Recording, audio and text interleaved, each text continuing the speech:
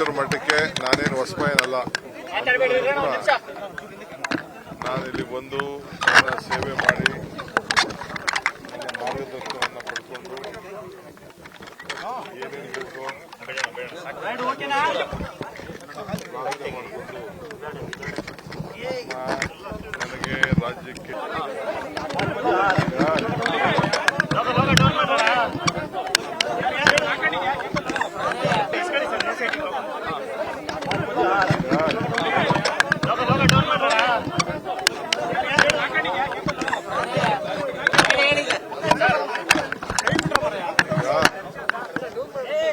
ನೊಣಕೆರೆ ಕಾಡು ಸಿದ್ದೇಶ್ವರ ಮಠಕ್ಕೆ ನಾನೇನು ಹೊಸಬಾಯನಲ್ಲ.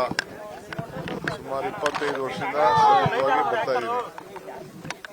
ಸುಮಾರು 23-24 ವರ್ಷದಿಂದ ಎಷ್ಟು ಸತಿ ಬಂದಿದೆಯೋ ನನಗೆ ಗೊತ್ತಿಲ್ಲ. ಅಷ್ಟು ಸತಿ ಬಂದಿದ್ದೀನಿ. ಇದು ನನ್ನ ಪ್ರತಿಯೊಂದು ನಾನಿಲ್ಲಿ ಬಂದು ಮಾರ್ಗದರ್ಶನವನ್ನು ಪಡ್ಕೊಂಡು ಏನೇನು ಬೇಕೋ ಮಾಡಿಕೊಂಡು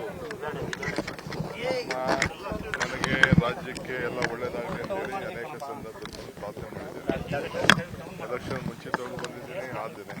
ಈಗೂ ಕೂಡ ಅದೇ ರೀತಿ ಒಬ್ಬ ಭಕ್ತನಾಗಿ ಬಂದಿದ್ದೇನೆ. ಚೀಫ್ ಮಿನಿಸ್ಟರ್ ನೆಕ್ಸ್ಟ್ ಪಾಯಿಂಟ್, ಈ ಮಟ್ಟದಲ್ಲಿ ಯಾವುದೂ ಕೂಡ ನಾನೊಬ್ಬ ಭಕ್ತ.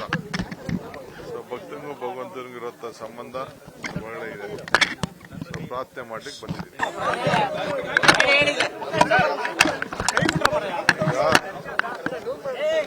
ನೊಣಕೆರೆ ಕಾಡು ಸಿದ್ದೇಶ್ವರ ಮಠಕ್ಕೆ ನಾನೇನು ಹೊಸಬಾಯನಲ್ಲ.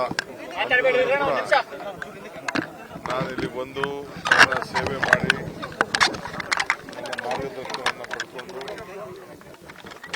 ಏನೇನು ಬೇಕೋ ಮಾಡಿಕೊಂಡು ನನಗೆ ರಾಜ್ಯಕ್ಕೆ